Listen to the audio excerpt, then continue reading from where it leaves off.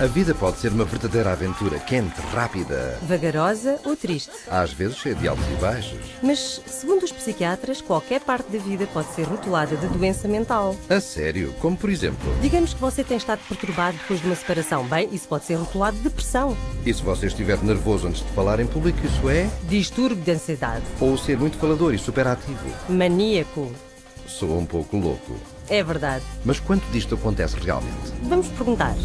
How many people do you know that have been diagnosed with a mental disorder? Diagnosed with a mental, God, off the top of my head, maybe one person that I know who's been diagnosed with a mental disorder. Probably just one. So, yeah, maybe 2 or 3 people, maybe in the 3 or 4 range. 4 or 5, maybe 5. 6 people in the household. 6, 7. 10. A dozen or so. About 20. How about 30? Would definitely be in the hundreds for sure. The total number of people that I know in my lifetime has been diagnosed with a mental disorder probably fall around the range of 100 to 150, and I'm 23 years old. É lá, mas de onde vêm esses distúrbios? Do Manual de Diagnóstico e Estatístico de Doenças Mentais da Psiquiatria. São 943 páginas e cobrem tudo desde depressão, ansiedade e gaguejo, vício de cigarros, medo de aranhas, pesadelos, dificuldades com matemática e distúrbio de infância, todas reinterpretadas e falsamente rotuladas de doença mental. Mas algumas pessoas têm problemas sérios na vida. Certo, mas os psiquiatras reduzem isso a algo de mal, como o seu cérebro. Então deixem-me entender isto. Os psiquiatras têm um livro de problemas de vida reinterpretados como distúrbios mentais? Sim. É lá, deve estar bem baseado na ciência. Pensar-se-ia que sim, mas não está. Numa das suas recentes convenções, os psiquiatras admitiram-no. Ouça esta. DSM is made up by committees of men who have political opinion, and women too, who have biases and political opinions.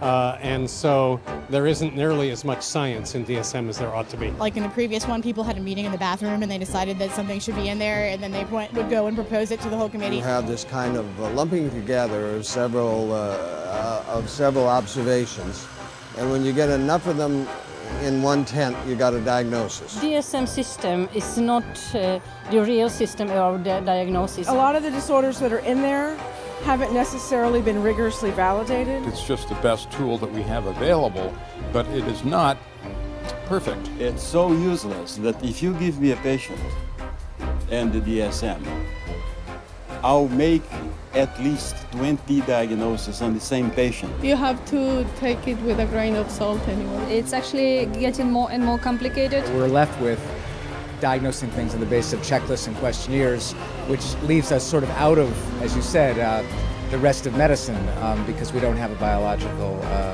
test.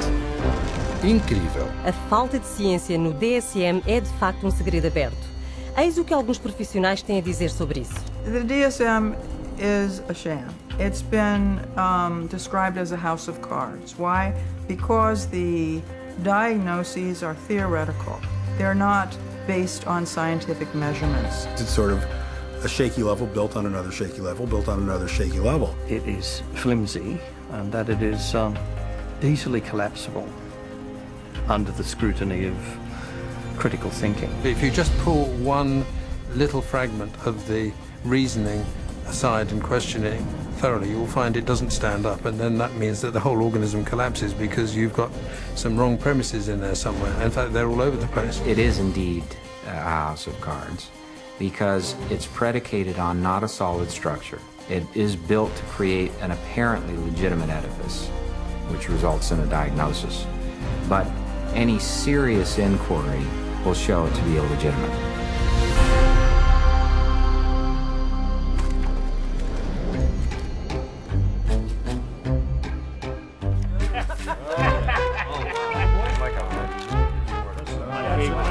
Here, I tell you. With schizophrenia, Mas se o DSM não é baseado em ciência, em que é baseado? Começa com um simples desejo da psiquiatria e psicologia serem aceitos pela medicina. We psychologists have always desperately wanted to be accepted as a real science, as a true science. Now, what the early psychologists did was they looked around and they saw what other scientists were doing and they decided to emulate them. Modern approaches to classifying psychiatric disorders dates from the 19th century. Nearly all the clinical concepts we have today originate from that time. Probably the most important of all was a chap called Emil Kraepelin, who worked first of all in Heidelberg and then in Munich. Nunca ouvi falar dele. Emil Kraepelin é bem conhecido como o pai da classificação psiquiátrica. Ele foi a primeira pessoa a classificar o que pensou ser doenças biológicas no cérebro. Havia demência precoce, que é agora chamada esquizofrenia, doença maníaco-depressiva e psicose paranoide. Ainda existem no DSM hoje. É tudo? 3 distúrbios? Sim, só 3. Mas o sistema de Kraepelin em breve tornou-se muito popular. Ouça isto. Kraepelin's system caught on very quickly, not only in the German-speaking world, but also in the English-speaking world, in the United States and Britain. It caught on because up to that point, nobody had an agreed way of talking about patients. So in the early 1950s, there was compiled Diagnostic and Statistical Manual of Mental Disorders. Now, there are very few statistics in the book. Disorder is used essentially as a euphemism for illness. This is a book which catalogues mental illnesses for which no medical sign has ever been discovered. Este panfleto primitivo tinha 130 páginas e listava 112 distúrbios mentais. Pequeno comparado com o atual DSM, mas muito maior do que qualquer coisa que Kraepelin visionou. Por que tantos? Porque ao definir mais e mais coisas como anormal, os psiquiatras podiam pôr as suas mãos numa grande soma de dinheiro do governo. Definir a vida, o que queres dizer? Bem, coisas como prender a respiração, morder as unhas, chupar no dedo, sonambulismo, pobre eficiência, até homossexualismo. Isso é ridículo. Incluíram tudo isso só para ter pessoas para tratar? E mais. Então, a segunda versão do DSM-2 apareceu em 1968 e expandiu-se para 178 distúrbios, de novo para agarrar mais dinheiro do seguro do governo. Para fazer isso internacionalmente, o DSM-2 foi especificamente escrito para alinhar com a Classificação Internacional de Doença, o ICD, um livro extensamente usado na Europa e em todo o mundo, que, além de diagnósticos psiquiátricos, lista doenças médicas reais. Então, isso é como os distúrbios foram aceitos pela medicina principal. Foi o começo, mas o DSM-2 ainda não era científico, já que foi pesadamente influenciado não por testes clínicos atuais, mas pelas teorias do psicólogo austríaco Sigmund Freud. Deve ter existido uma grande quantidade de neuroses nesse livro, certo? Sim, mas não havia absolutamente nenhum conhecimento do que os causava. Eles nem procuravam por uma causa. Inclusion of the disorder in the classification does not require that there be knowledge about its etiology.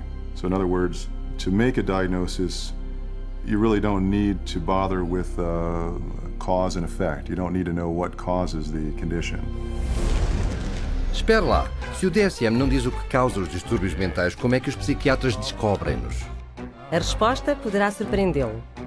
New diseases are being invented all the time, and I want to emphasize the word invented, because when it comes to psychiatry, mental illnesses are not discovered, they're invented. The way the system works in terms of diagnosis is that every few years a group of psychiatrists and psychologists sit around in a room and vote on new diagnoses. Isto é ciência? Não posso crer. Não se preocupe, não é o único. The diseases are voted on? What do you mean? Did you say, are they voted into existence? Or voted? As in created? Oh, man. I think that's kind of ridiculous. It's crazy that you would vote. I definitely don't agree. I don't agree with it at all. Mental disorders should be based on scientific research. I have been led to believe that it's all based on medicine and science. So I'm kind of shocked to find that out. Eu também. Há mais. Não só os distúrbios mentais são votados para inclusão no DSM, como também são votados para exclusão. Por exemplo, homossexualismo. Listado no DSM 1 e 2 como doença mental. Eis como o editor-chefe do DSM-3, Robert Spitzer, explicou.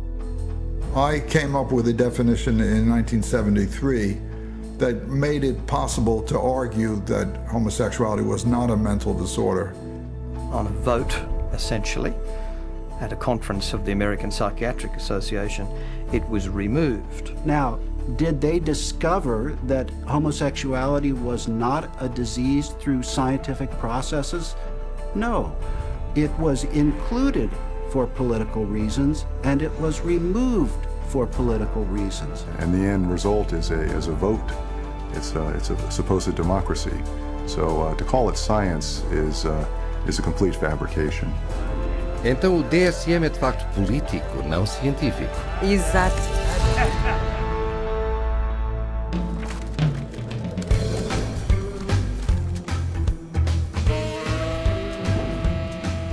Pensei que os psiquiatras queriam ser vistos como médicos. Tem razão.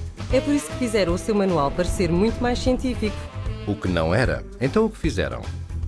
Eles decidiram que a próxima edição do DSM ia ser completamente diferente. Foi uma decisão que mudou a psiquiatria para sempre. If you roll the clock forward to the 1970s in the United States, basically at that time psychiatry was in very poor shape for a number of reasons. First of all, it was held in very low regard by other members of the medical profession. So psychiatry was the sort of thing you did if you couldn't succeed in any other area of medicine. And people such as Robert Spitzer in America made it very clear that the time had come essentially for psychiatrists, being doctors of medicine, to practice medicine. So if a psychiatrist was spending a lot of time dealing with people who were anxious, depressed, these dilemmas, these problems in living, now essentially had to be redefined. And they were redefined as medical conditions. And their solution to this was to come up with a manual which defined psychiatric disorders more carefully. So, hence, we have DSM-3, which is the third edition, which was published in 1980. Sob Spitzer, os psiquiatras que editaram o DSM-3 tiraram a psicologia freudiana e decretaram que dali em diante os diagnósticos da psiquiatria eram puramente biológicos. Então finalmente tornaram-se científicos. Não, não de todo. Na verdade, a disputa política sobre que distúrbios introduzir ou não no DSM-3 foi ainda mais ridícula. Eis o que um psiquiatra disse sobre isso. They would squeeze into a room which was about half the size of this one. It was much too small. And Bob would raise a provocative question, and people would shout out their opinions from all sides of the room. And whoever shouted loudest tended to be heard. My own impression is it was more like a tobacco auction than a sort of conference. E eis o que outro membro do painel do DSM disse. The low level of intellectual effort was shocking. Diagnoses were developed by majority vote on the level we would use to choose a restaurant. You feel like Italian, I feel like Chinese, so let's go to a cafeteria. Then it's typed into the computer. It may reflect on our naivete, but it was our belief that there would be an attempt to look at things scientifically. Soa como se tivesse um manual diagnóstico que parecia mais científico, mas não tinha mais ciência do que antes. Entretanto, o número de distúrbios mentais no DSM-3 aumentou até 259. Mas para vender a ideia que a psiquiatria era uma verdadeira ciência médica, eles tinham que tecê-la com teoria que soasse científica. But with DSM-3 from 1980 on, there was the progressive medicalisation of psychiatry, and the notion of chemical imbalance was invented and essentially took hold. Ela, químico o quê? Teoria de desequilíbrio químico. Foi sugerida em 1965 para explicar como a depressão poderia ser causada por um desequilíbrio químico do cérebro. Gostava de ouvir. Joseph Schildkraut teorizou que como as drogas psiquiátricas alteram níveis de substâncias químicas, então a doença mental deve ser causada por demasiado ou poucas delas. Não é retrógrado? Realmente é. É como dizer que porque a aspirina para uma dor de cabeça, essa dor de cabeça é causada pela deficiência de aspirina. Estou a ver o que quer dizer. Mas foi convincente dar à psiquiatria e ao DSM-3 a aura superficial de ciência. Como Robert Spitzer disse. Psychiatry felt now, gee, we're more scientific, we're part of medicine. Então funcionou. Sim, e desde então, os psiquiatras e a indústria farmacêutica promoveram esta teoria de desequilíbrio químico aos médicos e ao público. If you're one of the millions of people who live with uncontrollable worry, anxiety, and several of these symptoms for 6 months or more, you could be suffering from generalized anxiety disorder, and a chemical imbalance could be to blame. Pristique is thought to work by affecting the levels of 2 chemicals in the brain. It works to correct chemical imbalances in the brain, which may be related to symptoms of social anxiety disorder. Cymbalta works on serotonin, and norepinephrine. Hundreds of thousands of patients have been prescribed Abilify. Ask your doctor. Ask your doctor. Talk to your doctor. Call your doctor. Ask your doctor about Cymbalta. Pristiq is a key in helping to treat my depression. Ask your doctor about Pristiq. You come to my office, and I say to you, well, you describe what's going on in your life and your symptoms, and I say, well, it's clear to me that you've got a chemical imbalance, and we're going to write you a prescription for this. The truth of the matter is, there's no such thing as a chemical imbalance. There's no test out there that they can depend on that tells you have a chemical imbalance. There's actually, in fact, dozens of studies showing that there isn't any measurable imbalance. So psychiatrists will explain to patients all the time, this is just like diabetes. In diabetes, you have low insulin, we have to readjust the insulin level. In depression, you have low serotonin, we have to readjust the serotonin level. But actually, we have already proven that there's nothing wrong with serotonin levels. It's completely a myth, disproven by our own evidence. I had a psychiatrist. He said that, in his professional opinion, this child had ADHD, a chemical imbalance of the brain. And when he was questioned on the witness stand as an expert witness for the state, he was asked if they had done an MRI. He said no. He was questioned if they had done a CAT scan. He said no. He was asked if they had done any bodily fluid check known to medical science to prove that this child had a chemical imbalance of the brain. He says no. And when he was asked how he arrived at this ADHD diagnosis, a chemical imbalance of the brain, it came down to that he had counseled and observed this child for 2 hours, and half of the time was observing. How do you arrive at a diagnosis of a chemical imbalance of the brain by talking to a child and observing them for 2 hours? You don't, okay? It's pure guesswork. Ela, isto é a sério? Veja por si. Uma pessoa com uma câmara oculta foi a diferentes psiquiatras pedindo-lhes para ser testada quanto a uma doença mental. Of any scientific test? Not that I'm prepared to do this time. So you getting that I have adjustment, what do we Well, adjustment disorder, mixed emotional features, it just means situational stress. Right, It's a formal diagnosis. But I'm saying just where do you get that from? I take you at face value. In terms of diagnosis, there's no way that I can x-ray or project or allow. So it's very hard to have anything to measure. Because whatever's going wrong is happening in there, and we just can't go in and open up somebody's skull and scoop something out to measure. Right now we don't have an x-ray or a blood test. That doesn't mean that the diagnosis is not real. The diagnosis is for insurance, and I'm not really trying to think too much in terms of diagnosis. I don't really see that as my main job here to make a diagnosis, except to give something to the insurance that's reasonably accurate. But we don't even really know what's going wrong in the brain. So all the things that we found were found by accident. Estou estupefacto. O diagnóstico psiquiátrico é baseado puramente em opinião individual. Não importa o que façam, eles estão errados. A BBC da Grã-Bretanha mostrou um programa onde 10 voluntários, 5 considerados mentalmente doentes, foram observados por 3 peritos de saúde mental para determinar quem era quem. Epa. Veja isto. We think that it's likely that you've had a history of bipolar disorder. Is that correct? You're wrong. Okay. We've come to the conclusion that at some time you've been diagnosed with a mood disorder. You're wrong. We were wondering whether at some point in your life maybe that you had suffered from a significant psychiatric problem of some kind or other. No. Not at all? You are wrong. All right, okay. 3 wrong diagnoses in a row. After a whole week of observation, the panel have identified just 2 out of 5 disorders. Lá se vai a ciência. Ora bem.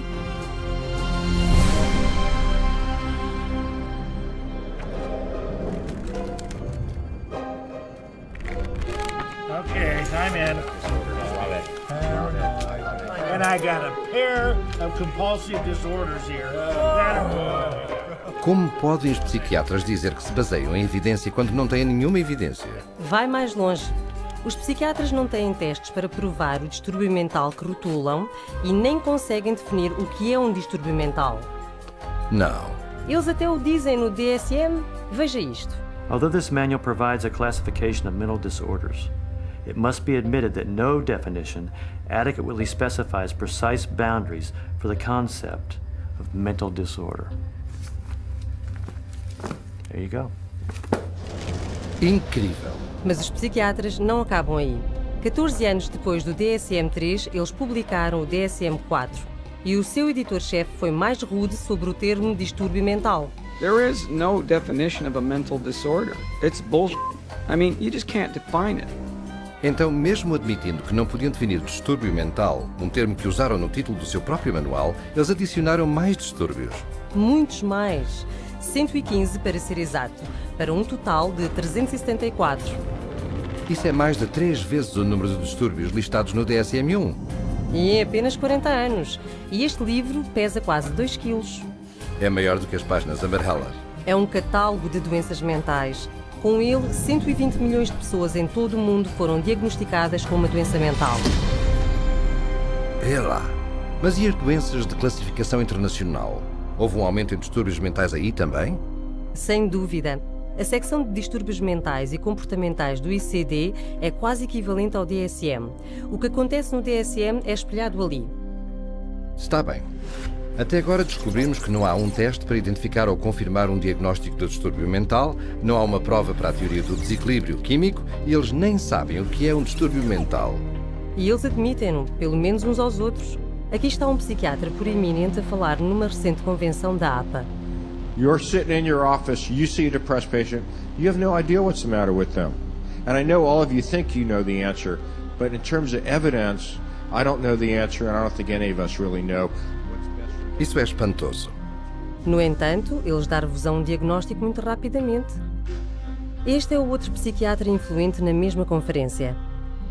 Jim Burley at the Maudsley Hospital did a study once on how long it took people to make up their mind about the diagnosis after they entered a room. And it was about, how many, David? It was 2 seconds? It was a couple of minutes. It was very... 2 minutos? Sim. É claro, até o presidente eleito da Associação Psiquiátrica Americana disse que o DSM é uma piada. Well, what does D stand for? I used to think it is diagnostic, but over the last few years realized it is more like a dartboard. Jogo de dardos? Os psiquiatras dizem isto aos seus pacientes? Não. Os psiquiatras agem como se soubessem do que falam, enquanto mantêm o público no escuro. I was sent to a psychiatrist who saw me again for maybe about 15 minutes, talked to me how I was doing at 7 years old, and I left with a prescription for Ritalin. Probably within the first 15 minutes, he diagnosed me with having an anxiety disorder and put me on prescription medication. The amount of time it took for the diagnosis was, I'd say, probably within 10 minutes I was diagnosed with anxiety, with depression, within 10 minutes of speaking to the psychiatrist, and I was put on those drugs immediately. I received numerous different diagnoses from different doctors, and each one gave me a different drug. I didn't have to undergo any tests. I didn't even have to sit there and I didn't have to ask any questions. It was just, that's what you've got, and this is the drug. They really didn't talk to me. They were always talking and questioning my mother. It was all about getting the information from her and not from me. It doesn't make sense to me. I researched it, I've done my research, and I still can't fully understand how you can diagnose somebody with a short attention span. There was never an explanation. Nobody really knew what it was or why it was caused or how did you get it, why did anybody have it, and what could anybody do about it? Just here, have some medicine and go away. And I was put on, a horse's dose of an antidepressant called Effexor, 450 milligrams a day. They say if you're on 300, you're comatose. It wasn't always Ritalin. It went from Ritalin to Wellbutrin to Concerta to Adderall. I remember asking these doctors, is there any other way we can do this? Is there any other therapy? Is there something we can do that won't make me feel so badly, that won't give me all these side effects and just horrible sensations through my body 24 hours a day? Is there something else I can do that might be not having to do with medications? Doctor said, no. See, what you have is very complex. You have a chemical imbalance in your brain that the only thing that can correct it is medication. Vê lá, muitos diagnósticos, mas tudo o que recebes são medicamentos. Correto. Hoje, diagnóstico psiquiátrico significa realmente uma droga psiquiátrica. The whole question then becomes, okay, if we apply these labels, what next? And the what next tends to be, you get a prescription.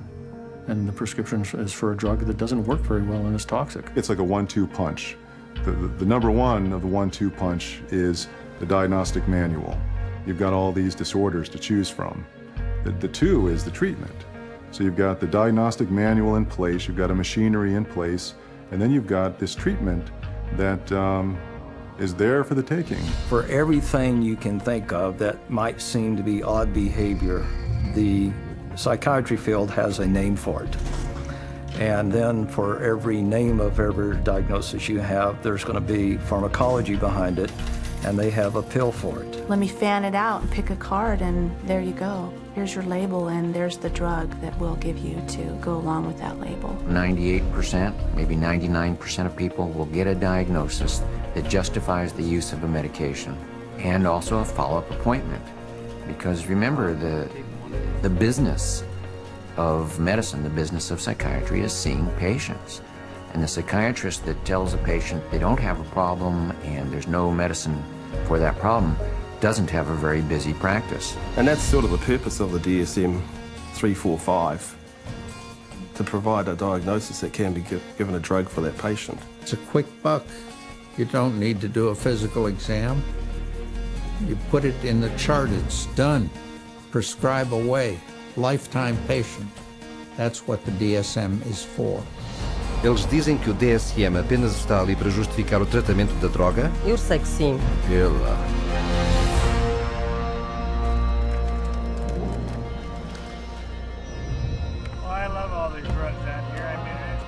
Então, se o tratamento primário da psiquiatria é drogar, haverá muitas drogas para receitar ali. Sem dúvida.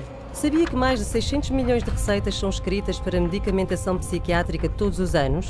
Epá! Mas e os pacientes que não querem drogas? De facto, o DSM tem uma categoria para elas também. Says V15.81, non-compliance with treatment. Now this category can be used when the focus of clinical attention is non-compliance with an important aspect of treatment for a mental disorder or a general medical condition. If you refuse treatment, then you probably are mentally ill, ipso facto, by that fact alone. Então, se não fizer o que o psiquiatra diz, é um distúrbio mental? É isso.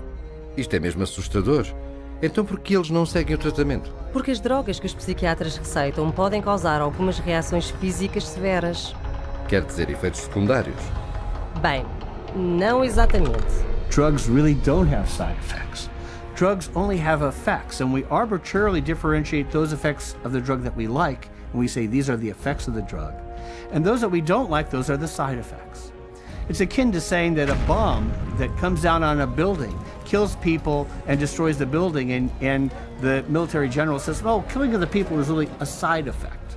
No, you cannot separate out the destroying of the building and the killing of the people. And so these are not side effects, these are direct effects of the drug creating disaster. People think antidepressants are going to make them happy, but it's not what they do. They numb them down, and then in themselves there's a withdrawal state from the antidepressants. They just become like robots, some of them. They're not actually able to experience the whole variety and range of human feelings and emotions and work with them and express with them and share them with others.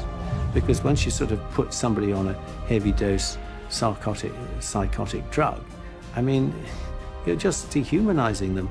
These are very potent, very toxic medicines, cause on themselves diabetes, high cholesterol, cause what's called a metabolic syndrome, truncal obesity, premature hardening of the arteries. They affect the heart and the lungs and the kidneys, and you never know exactly what to expect. Most psychotropic drugs lead to massive weight gain. Some of them, like olanzapine, for example, can lead to weight gains of 25, 30, even 40 kilos in a year or two. And that is serious. One of the side effects is it affects your sexual performance abilities. In people who are on a lot of medication, they're just totally unable to detoxify through their liver, and then other functions of the body shut down one by one. These drugs have on their labels may increase risk of suicide and homicide in people who take them. Just like a carton of cigarettes has to say may be hazardous to your health. And there's cases where many people who commit suicide or commit acts of violence are on these medications, which definitely has this type of side effect. You look at the side effect profile is identical to what they're trying to treat, and in some cases worse, and especially in the instance of suicide, then you can see that it's an extremely treacherous area with very, very little actual science behind it. Está a brincar? Estas são drogas perigosas. Sim, e tem havido milhares, talvez mesmo milhões de vítimas que vieram à psiquiatria para receber ajuda, mas receberam drogas que as destruíram. Pessoas como Candace a tomar Zoloft por sentir-se nervosa antes dos testes. Steven cometeu suicídio 19 dias a tomar Prozac. Julie, a planear entrar na universidade, enforcou-se depois de 7 dias a tomar Zoloft. Matthew tinha 13 anos quando se enforcou. Matt, 21 anos, numa combinação de drogas psiquiátricas. Caitlin, em Zoloft e Trazodone. Beth, em Paxil devido a problemas de sono. Matt, depois de começar a tomar Lexapro. Charles, a tomar Clozaril. Caitlin, de 12 anos. Megan, Aaron... Espera, isto é insano. Está a dizer-me que todas estas pessoas que se mataram têm estado a tomar drogas psiquiátricas? Sim, cerca de 42 mil mortes num ano estiveram ligadas a drogas psiquiátricas, quer seja por homicídio ou suicídio. São mais de 3 mil pessoas por mês. Eles devem tirar estas drogas do mercado. Sem dúvida que sim, mas porque estas drogas são de longe o principal tratamento que os psiquiatras oferecem aos seus pacientes, eles menosprezam os riscos. E os seus pacientes pagam o preço. When you get on psychiatric drugs, you feel just like you don't really want to live anymore. Like just depressed all the time, and you feel sad. You don't feel like you're in your own skin. It almost feels like you just want to come out of your skin all the time. I'd get really bad headaches, I'd start shaking, I wouldn't sleep very well, I'd have nightmares. I had started shaking really bad, and it was like uncontrollable, you know, and it's like, I don't understand why I shake so much. It brought on the symptoms that I was trying to escape from, very severe. I'd go through spells where I'd just be completely just dead. There would not be me there. I'd just be standing there and there would be nothing. I think we all have emotions, happy, sad, you know, situational emotions in life, and it didn't allow me to experience them. You don't experience tears, you don't experience a lot of laughter. It just makes life real flatline. I described to a friend of mine as like waking up in a manila folder and it's a cloudy day. Everything is boring, unmemorable, unspecial. It changed me. It changed who I was. It changed the essence of my personality. You know, it just started making me worse. And I got in such bad fights with my brother. I scratched his face up and, you know, stuff like that. I started to experience suicidal ideations almost immediately. And I had never had any feeling like that before. I remember when I was at home one day, I had taken my medication and I thought about killing myself, and I got really scared, so I ran to my brother and I told him, and he just held me and told me not to give up and to just keep trying. And I actually thought that's maybe the one thing that I do have control over, that I could, you know, I could off myself, and I would be out of this roller coaster of an existence. I have been raped. I have been coerced into doing things that I do not care to speak of. But just to put it in perspective, even having experienced that, the experiences in thoughts and loss of self that I had, being put on Prozac was the worst violation I have ever experienced. Não tenho palavras. As pessoas nem sabem o que estas drogas fazem porque confiam no seu psiquiatra. Não só isso. Estudos recentes mostraram que as drogas como antidepressivos não curam distúrbios melhor do que um placebo. Então, para recapitular, não só o DSM oferece um rótulo para os psiquiatras, mas justificam as suas drogas poderosas que têm imensos efeitos secundários e nem sequer funcionam. Isto é mesmo baralhado. Sem dúvida. E, no entanto, ainda se agarram à ideia que podem corrigir comportamento indesejado com substâncias químicas.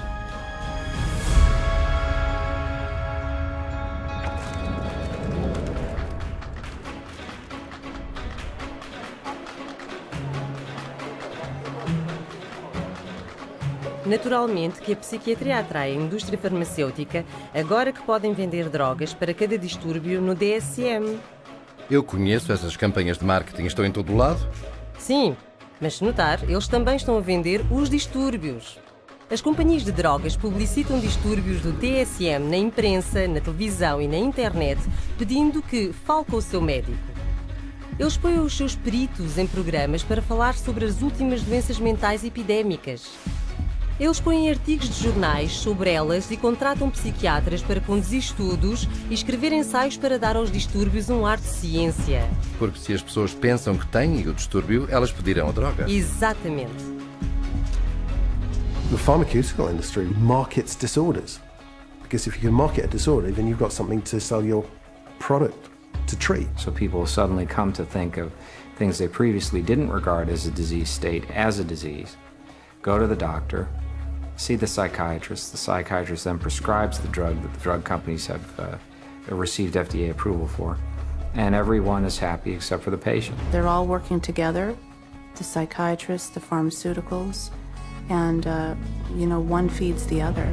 So again, job security for the pharmaceuticals and also job security for the psychiatrists. E não são só as companhias de drogas que promovem estas doenças. Um psiquiatra, Joseph Biderman, criou e popularizou um distúrbio chamado bipolar pediátrico. Ele, de facto, disse que pode começar no momento em que a criança abre os olhos. Bipolar? Mudanças de humor? Em crianças? Infelizmente, sim. Em 9 anos, o Dr. Biderman expandiu 40 vezes o número de crianças rotuladas como bipolar. A maioria foi receitada com poderosos antipsicóticos destinados a doentes mentais mais sérios. Não fazia a mínima ideia. O psiquiatra editor do DSM-4 admitiu a responsabilidade do DSM em criar a moda bipolar infantil. Well, we learned some very, very painful lessons in doing DSM-4. But inadvertently, I think we helped to trigger 3 false epidemics. One for the childhood diagnosis of bipolar disorder. Demasiado tarde, não é? Para muitas crianças, sim. E como os psiquiatras dizem que os distúrbios mentais como bipolar não podem ser curados, os psiquiatras e as companhias de drogas fazem clientes para toda a vida. Assim, é uma parceria natural. Sem dúvida. As companhias de drogas oferecem imenso dinheiro para pesquisa aos psiquiatras, que depois criam mais diagnósticos para tratar com drogas psiquiátricas. Drug companies have become increasingly dependent on mental illness diagnoses in order to maintain their profit margins. And psychiatrists and increasingly clinical psychologists are more than happy to manufacture mental illness in order to make that happen. Hence, the increase in size of the Diagnostic and Statistical Manual of Mental Disorders. The strategy is how many people we can diagnose with a particular label that would be broad enough to include a ton of people in it. And the mentality behind that is the sale of the pharmaceutical drug, which eventually becomes the treatment. These drug companies are making a lot of money, and they're spilling that money and sending that money to people that will help support their cause. So it's not a surprise at all that they have infiltrated so many of the committees within the DSM and so much of our own medical education. Espera um minuto.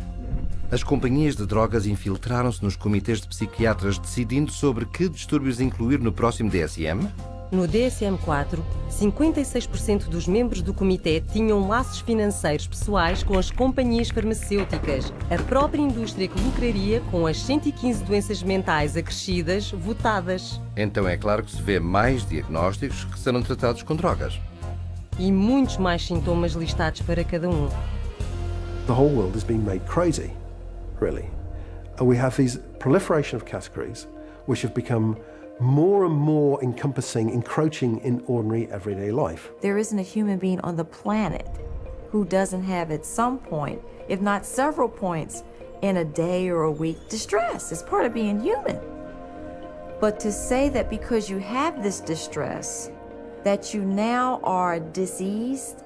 If you take a god man in India who wanders around with a shawl and meditates for 17 hours a day, drinks rainwater and engages in some kind of spiritual or religious discipline or practice where he might roll on the ground for 100 miles to a holy place, people there don't persecute those individuals. They accept them as people engaged in religious practices. But here, if you took those same individuals in India and you had them walk across a campus in America, they would immediately be arrested and put into a psychiatric facility because they're manifesting psychosis. This varies by culture. What do we want to straitjacket everybody? Is everyone going to be the same? What about people that do have a little bit odd behavior? Is a little odd behavior bad or dangerous? It's just different. You want this thing to cover, all manner of aberrant human behavior. So if you can cover every bit of it, then you're going to have the best chance possible to a billable unit of service. E caso alguém não se encaixe nas suas categorias, há mais uma em que se pode encaixar. Naturalmente. This is number 301.9. 312.9. 292.9. Bipolar disorder, not otherwise specified. Gender identity disorder, not otherwise specified. Disorder of infancy, childhood, or adolescence, not otherwise specified. Not otherwise specified. What the hell does that say? They don't know. It's kind of like a catch-all. It's the garbage can for the leftovers. There's even a box for people that don't fit in the other boxes. To me, it's insane. This is like rubbish to me. This is scary to me. This is hackery, quackery, dockery. Isso é má ciência, se as suas categorias são tão fracas que precisam de uma categoria para apanhar todas as peças perdidas. Sim, como o ADHD não especificado, distúrbio alimentar não especificado, distúrbio do humor não especificado. You can always use the NOS, the not otherwise specified diagnosis, and that's a billable service. Not otherwise specified means that you're sort of at sea to some extent on the exact diagnosis, meaning it doesn't fit into any of the categories you've established. Unspecified mental disorder.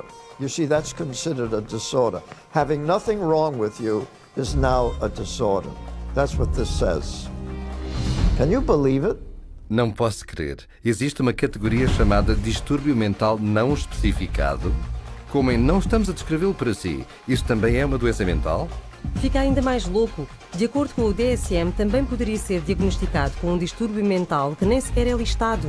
Está a brincar. Ouça esta.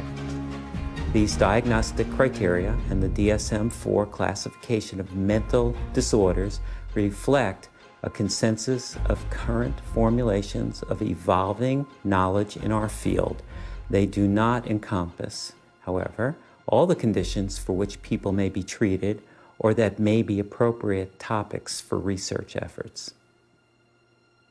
It's even in the language of the introduction, it's basically saying we're trying to have a diagnosis to cover all the bases of anything that somebody could come in complaining about, which is, again, entirely backwards from how medical diagnoses are come to. Este DSM não é minimamente medicinal. Não, é puro marketing.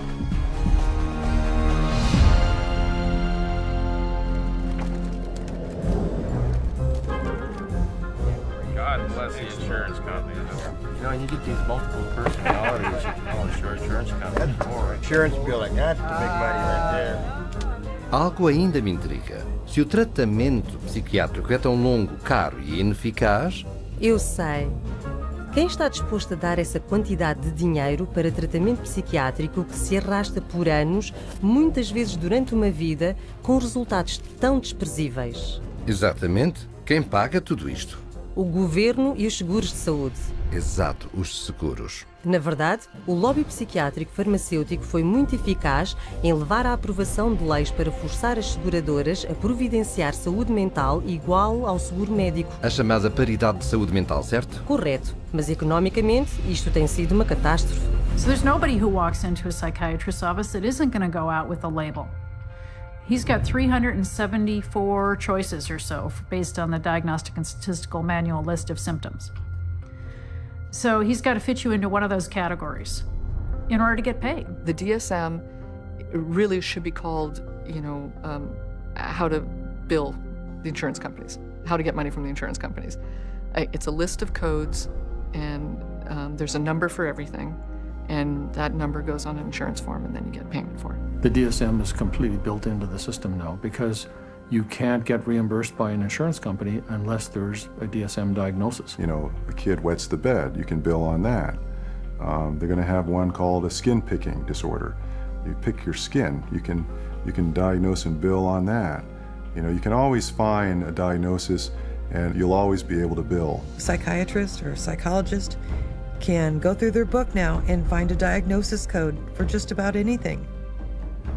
Everybody would fall into something that they could put a diagnosis on and fraud insurance companies. Que fraude! Tem razão.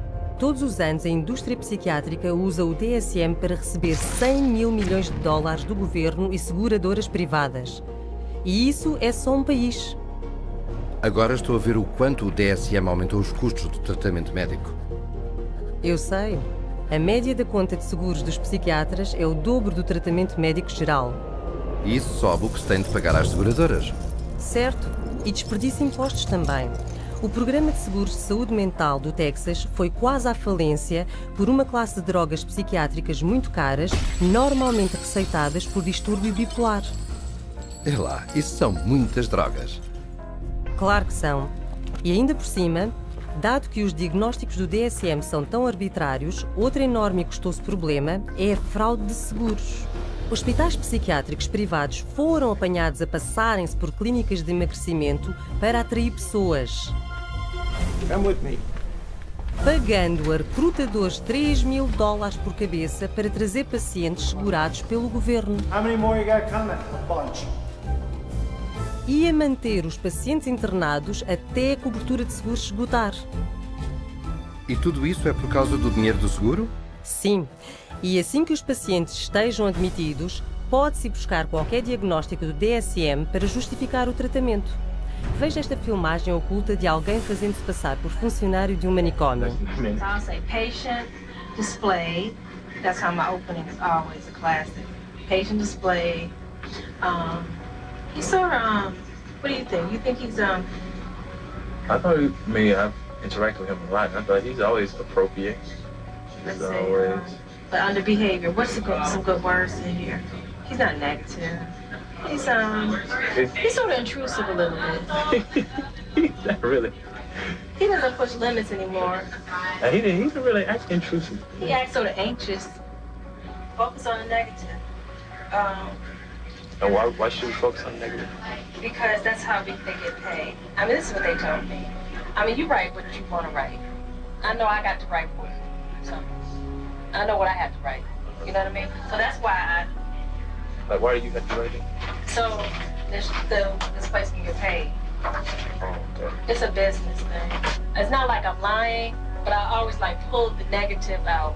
You're supposed to. They tell you to. What? The negative? Pull the negative out. You pull it out of them. Isso não pode ser ético. Não é. E isso é apenas o começo da fraude.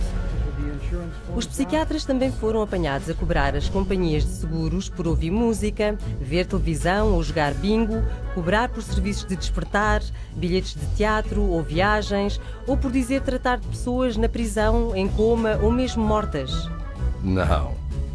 Alguns psiquiatras foram presos por terem relações sexuais com os seus pacientes e chamarem a isso terapia. Isso é repugnante. Como um diretor de fraudes de seguros disse, a extensão da fraude é apenas limitada pela imaginação. Não fazia a mínima ideia. Poucas pessoas o sabem. A fraude da saúde mental custa às seguradoras e contribuintes 5 mil milhões de dólares todos os anos nos Estados Unidos. Deveriam prender estes criminosos e deitar a chave fora.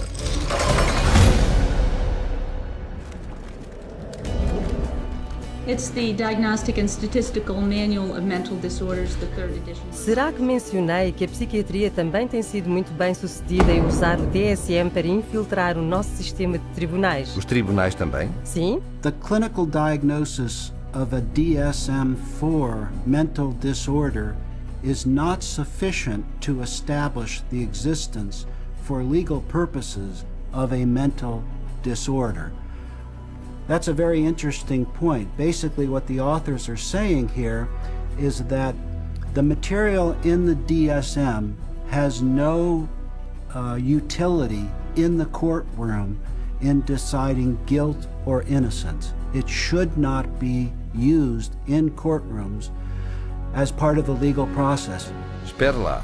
Mas o DSM não declara que não pode ser usado para estabelecer distúrbio mental num tribunal de lei?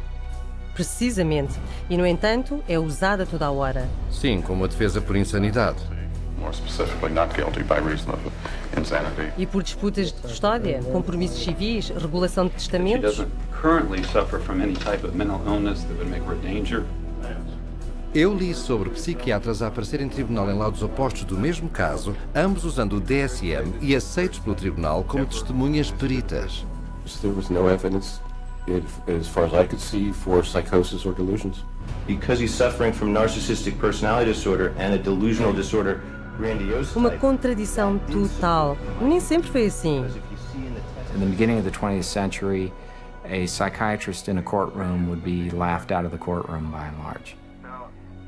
Today, it's commonly accepted testimony as long as it's in accord with the DSM. The danger in using the DSM in a court setting is that you're using a vocabulary that the judge or the jury doesn't fully understand. They are, by concocting these psychobabble words, it makes it seem like there's something there that may not be there. The courts have allowed all this junk science to come into the courts, and they've made case law on it.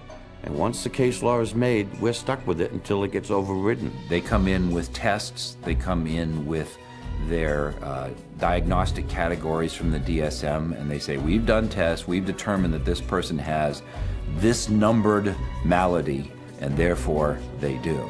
And there's almost no way to pry a judge out of accepting that. When a psychiatrist makes a diagnosis in court, is that the person is sent to a mental institution, deprived of liberty, and we have no idea whether he's guilty or not.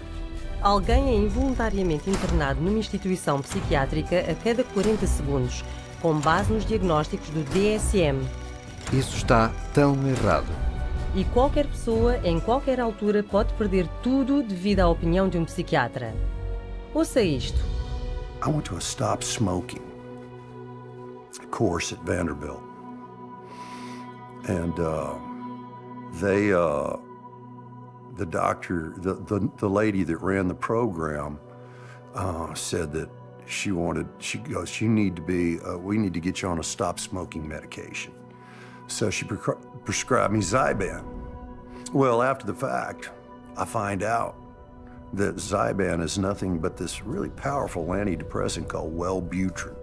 Yeah, I stopped smoking, but I had no idea the hell. I mean, the hell.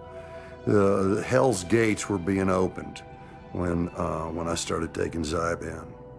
I had been clean and sober for 18 years. Just never considered that. But something about that, I started experiencing the craving to drink again, and my life fell apart. Divorce, relapse. So then a sibling of mine got wind of my relapse, wanted to gain control of my pocketbook and my life, and found the dirtiest lawyer in town who knew, one of the dirty psychiatrists, and bought and paid for an evaluation, had a hearing in a court before I was ever served notice. And the next thing I know, every right that a human being can possibly have was taken from me. And you have less rights as a conserved person than you do as a criminal. I mean, you are stripped of every right. You can't enter into a contract. You cannot marry. You cannot sue. You cannot even fight the legal system that has involuntarily put you in this. And it was all based on the psychiatrist's diagnosis, who never evaluated me. É inacreditável. Ele estava a tentar parar de fumar, mas em vez disso arranjou um diagnóstico psiquiátrico e os seus direitos foram-lhe retirados. Todo o seu dinheiro foi-se e ele foi encarcerado numa instituição mental. Mas se o que os psiquiatras fazem no sistema de tribunais é mau, espere para ver o que acontece a famílias. Children are taken away from parents every day in these juvenile courts because a person with a PhD or an MD after their name comes in and says, I've shown ink blots to a person, and they may be a risk to a child. Just in my little state of Massachusetts here, there are 11,000 children in captivity taken away from families at any one moment. And almost all of those children are being drugged.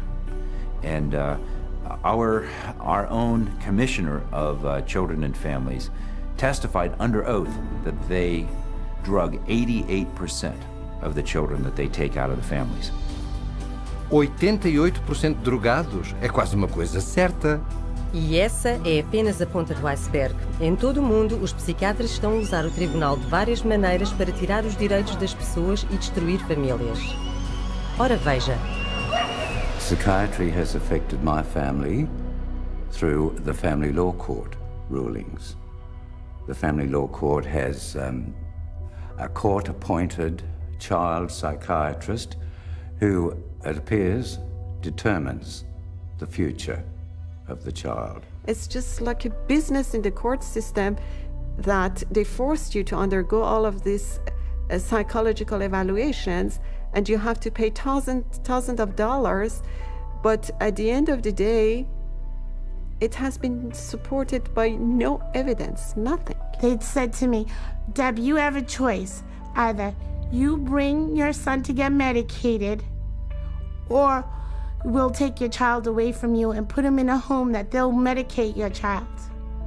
And then good luck. Basically, they were saying, good luck, Deb, to try and get your son back, but you'll get him back medicated anyways. And they put her in hospital, and that's when the psychotropic drugging started with Becky. And at that stage, I had no say over it. They refused to let her go. They would not let my daughter go unless she take medication. This was again a recommendation from the psychiatrist that once my son was radically ripped from his home and literally kidnapped and put in a new home with a perpetrator of domestic violence and of sexual assault, and is where he now lives, this psychiatrist said that he was never to have any counselling and never to see anybody. To have your family just disrupted like that, ripped out from under you, really, your whole life, just gone like that.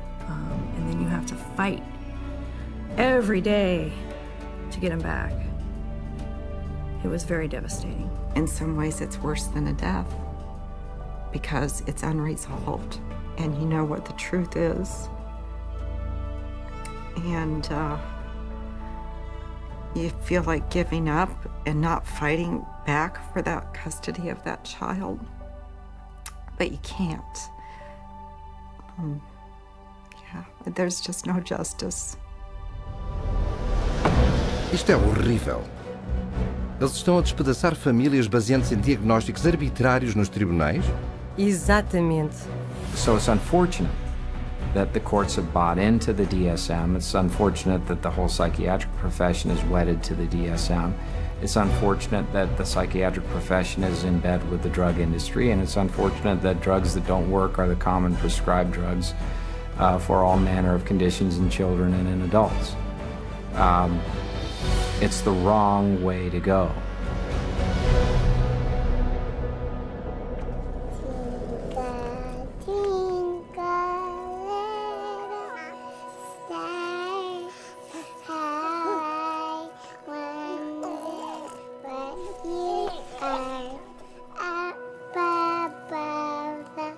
Oh não, eles não. Infelizmente, sim. As crianças são um enorme mercado para a psiquiatria. O número de distúrbios infantis no DSM aumentou desde 3 distúrbios em 1952 para 44 hoje em dia. Isso são 15 vezes mais. E, no entanto, o DSM admite basicamente que não deveria diagnosticar crianças. In early childhood, it may be difficult to distinguish symptoms of attention deficit hyperactivity disorder from age-appropriate behaviors in active children, such as running around or being noisy. We basically don't know the diagnosis from normal childhood. That's what that's saying. Distúrbio de hiperatividade com déficit de atenção. É isso que os psiquiatras atribuem às crianças que não se sentam quietas na classe, contorcem-se, correm ou trepam muito. Basicamente um comportamento infantil, certo? Certo, e 20 milhões de crianças foram diagnosticadas com algum distúrbio mental. Então, em vez de deixar as crianças serem crianças... Os psiquiatras estão agora a dizer aos pais que os seus filhos são mentalmente doentes e precisam de drogas psiquiátricas. It used to be that you were on the playground, you had the weird kid, you had the shy kid, you had the goof off, you had the hyper kid. You can't have that anymore. Now it's all medical diagnoses. For them to come up with new diseases and new issues and diagnoses in their book, it doesn't correct bad behavior, okay? They can give children all the pills they want. It still doesn't correct bad behavior. The thinking still is, you must fit into this mold. And if you don't fit into this mold, there's something wrong with you.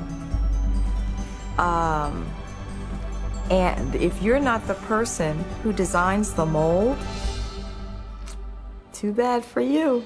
A child is labeled and then they're brought to professionals who are trained a very particular way. They're all being trained that if the child fits into this category, then we should consider putting them on Ritalin because that's what they do. That is the protocol. The way the Ritalin will be marketed to the parents is that they will say, this is a drug to calm your child down. What they won't say is that methylphenidate is a form of speed. It's a form of amphetamine, and what we're actually doing is overdosing your child on speed. It's a stimulant. So naturally it's going to increase heart rate, increase blood pressure, and you put a kid out on a football field on a hot summer day, and his risk of having a cardiac event of some sort has just gone up. Ouvi dizer que os estimulantes dados a crianças diagnosticadas com problemas de atenção são quimicamente muito semelhantes à cocaína. Sim, e eles têm um alto potencial para abuso. Estão listados pelo governo dos Estados Unidos na mesma categoria da morfina, ópio e metanfetamina. Então quem é que os psiquiatras vão drogar a seguir? Bebés? Exatamente. Eles estão a usar o que chamam de diagnóstico de classificação 0 a 3 ou DC-03. É um mini DSM para bebés e crianças de 1 a 3 anos. Ouça esta. We already targeted our school children with ADHD and bipolar. That's already done. That was done 20 years ago. And we're moving younger with DC-03 to the 0 to 3 age group where they're trying to make popular the idea that it's okay to medicate 0 to 3-year-olds. The idea of a program to determine whether a child from birth to the age of 3 has a mental illness is so preposterous, so absolutely insane, that it's simply an additional part of the insanity that is now extant throughout this country. I cannot think of a program that is more insane than that. How are they going to diagnose a 1-year-old or an infant with a psychological disorder? How do they know? You almost have to ask ourselves, if our societies become sick, what are we doing to our fetuses, our infants, our children, that would make us need to have psychiatric medications? We're rolling dice with life. We're rolling dice with our children who can't even discuss it with anybody. They have no control. They are the helpless victims, and the ones who are supposed to protect them and care aren't armed with the facts. Se os pais soubessem tudo isso, eles estariam furiosos. Pode crer que estariam, mas cuidado, porque o DSM também diz que pode apanhar uma doença psiquiátrica do seu filho. Deve estar a brincar. Está no DSM.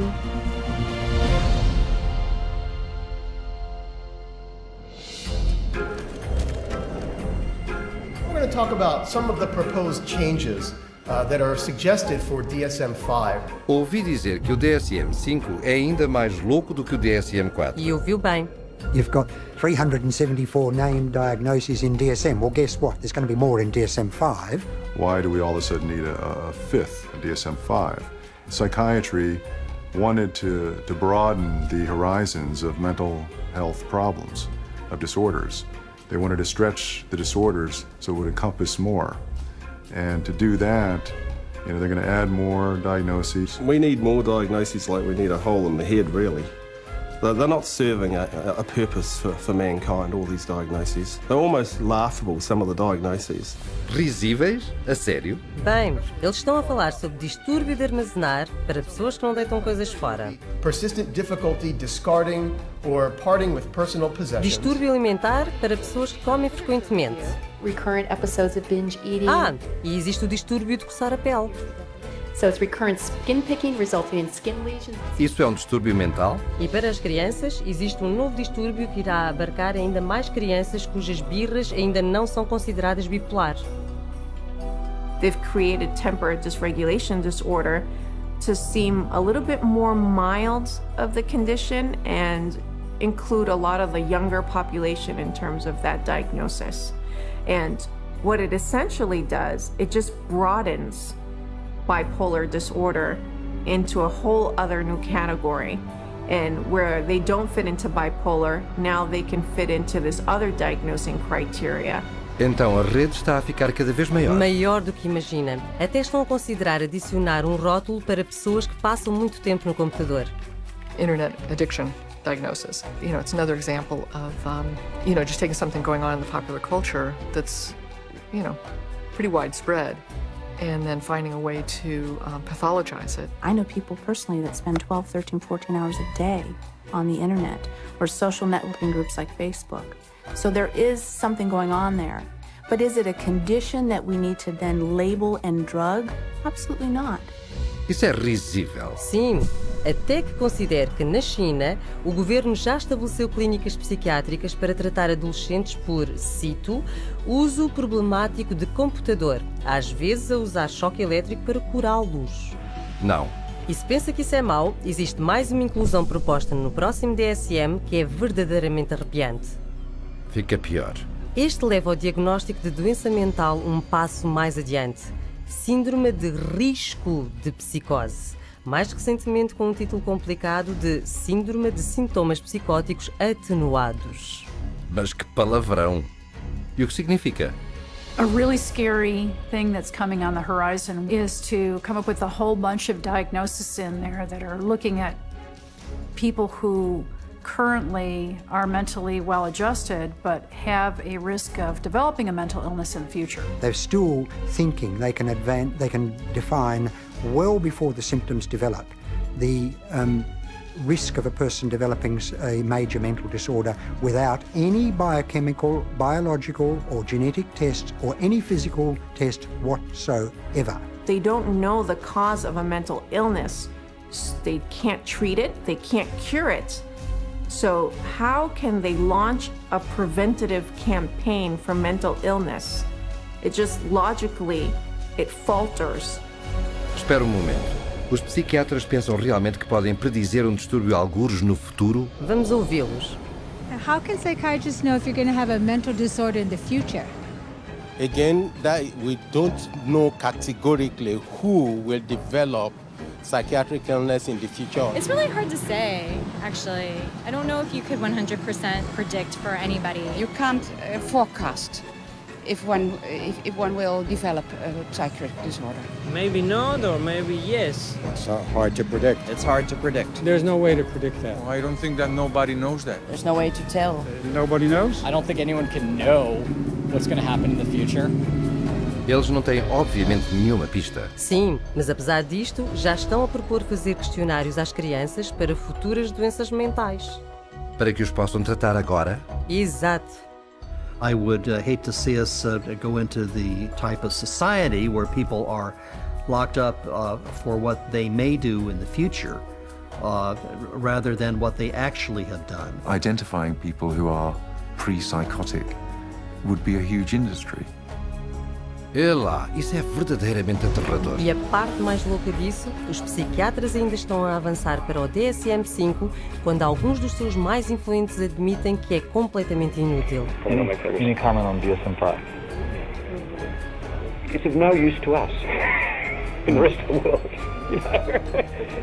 Mesmo o psiquiatra encarregue do Instituto Nacional de Saúde Mental não está entusiasmado sobre isso. I don't do DSM. I'm not involved. So, and that maybe tells you more than anything. NIMH is not involved with DSM-5. Então o tipo principal na maior organização psiquiátrica do governo do mundo não quer ter nada a ver com o DSM. É assim que parece. É uma farsa total. The Diagnostic and Statistical Manual is effectively the story that is being wrapped up in statistics and numbers and categories that when medicine tosses, doesn't fit any of our categories over to psychiatry, psychiatry says we'll find a category, and if we don't, DSM-5 or 6 or 7 will. I think in 2016 we'll be looking at DSM-6 and there will be 1,425 diagnoses and I'll have 900 of them. Isso é de loucos. Sim, mas tudo isso está concebido para encaixar mais pessoas sob o diagnóstico da psiquiatria. Para que possam cobrar até mais comportamento normal. Ora, aí tem.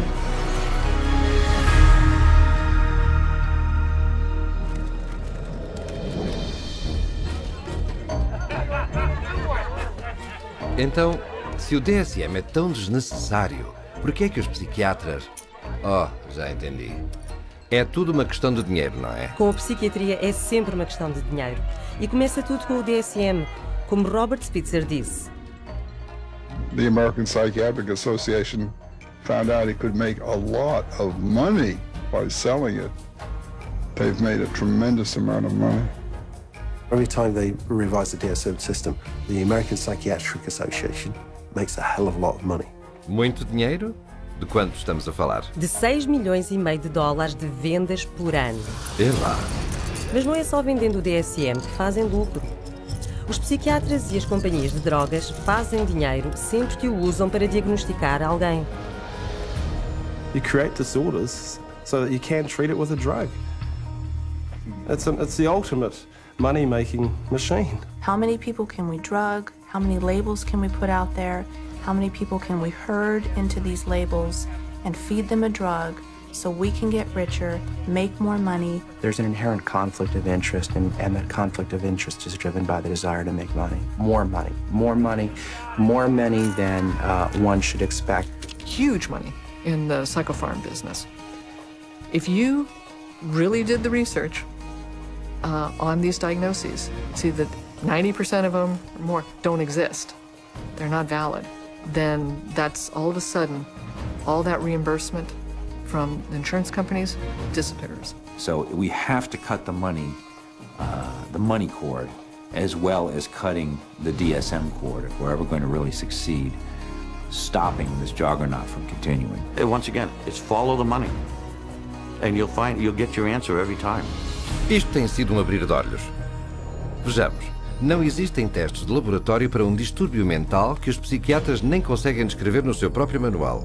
A teoria do desequilíbrio químico é totalmente fictícia e, no entanto, as drogas que dizem equilibrar o cérebro são receitadas a pessoas de todas as idades. Sim, com 84 mil milhões de dólares por ano, com um aumento de 10 mil milhões de dólares de prémios de saúde só nos Estados Unidos. E estamos a pagar por tudo isso através de impostos de governo e faturas mais altas de seguros. É verdade. Toda a indústria psiquiátrica usa o DSM para fazer 330 mil milhões de dólares por ano. É quase 1/3 de $1 bilhão. E está a crescer. Está fora de controle. Well, the whole system is now a runaway train, but the DSM is the locomotive. And if you took the locomotive off, eventually the train would stop, because there'd be nothing more pulling it. We're losing the concept of health. Everybody is sick and everybody's got a condition and everybody needs drugs. You're going to end up with a whole society that's going to basically have to be led around by the hand. But who's going to lead them around? Because they're drugging so many of them. In psychiatry, you know in your heart of hearts that you're not really diagnosing. You know in your heart of hearts that you can't really treat what you think might be wrong. And you also know that most of what you're dealing with in the DSM is unprovable and unreliable, not a predictable indicator. So what do you have then? Boa pergunta. Nada, diria eu. E as pessoas estão a magoar-se. Sim. You're very lucky to go through psychiatry and survive. It really is as simple as that. Only when enough people rip the veneer away and show that it's just nothing more than a Hollywood set is it ever going to fall down. It would be good if all the medical professionals who are really practicing medicine and really trying to help people and based on scientific fact and what they can best do to improve the lives of others, if they would recognize, just be able to look at this fact. It's hard to look at it, but look at this fact and be ethical and be honest and clean up the profession by getting rid of this fraudulent part of it. Psychiatry. Muito bem dito. É tão óbvio. Temos de nos ver livres do DSM. É terrível para a sociedade. Eu sei. Apesar da sua fundação incrivelmente frágil, o Manual de Diagnóstico e Estatístico teve um grande impacto no nosso mundo. Nas nossas escolas, nos nossos governos... Nos nossos tribunais. E nos média militares. Eles também. Basicamente em toda a nossa sociedade. E tudo isto sem uma única pessoa curada. O DSM é realmente mais do que um castelo de cartas. O Manual de Diagnóstico e Estatístico é a farsa mais mortífera da psiquiatria.